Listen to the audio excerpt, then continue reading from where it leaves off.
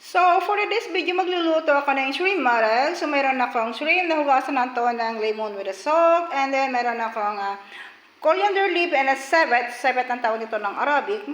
And then, meron akong seasoning dito, curry powder, turmeric powder, black lemon powder, black pepper, 1 magic, 1 whole black lemon. And then, meron akong onion and garlic, bell pepper I cut in small pieces, and then yung green chili, and then yung tomato I cut in small pieces, and then tomato paste, and then salt and the oil. So I will start.